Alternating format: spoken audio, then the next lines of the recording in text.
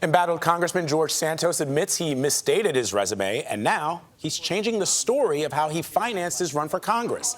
Caitlin Huey-Burns has been looking for answers on Capitol Hill and in his district on New York's Long Island. I have no comment for you on that. I have no clue what you're talking about, ma'am. The New York Republican congressman submitted this amended finance report Tuesday that now says he did not use his personal funds to loan $500,000 to his campaign, raising questions about where the money came from.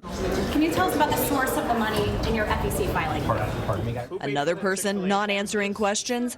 Hi, I'm Nancy Marks. Nancy Marks was Santos's campaign treasurer and signed off on the newest filings. Well, she filed all of his reports, which means she should have known whether they were true or false when she filed them as the treasurer, and she had that legal responsibility. Hi, Nancy. My name is Caitlin Huey-Burns. I'm a correspondent for CBS News. Marks didn't return our calls, so earlier this week we showed up at a meeting for a Long Island library where she serves as a board member. We found her seat empty and community members also searching for answers. And now she's sitting on the board of trustees with taxpayer dollars. Nancy Marks serves in an unpaid voluntary capacity on this board. She also signed off on Santos's expenses, which revealed an unusual spending pattern. 37 charges of $199.99, just 1 cent below the threshold that requires an invoice or a receipt. The quantity of transactions just under the receipt threshold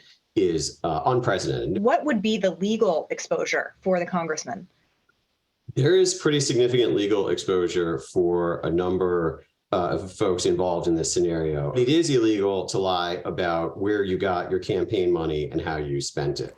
Back on Long Island, we tried Nancy Marks one more time at her home where she runs her business. The lights were on, but no one came to the door.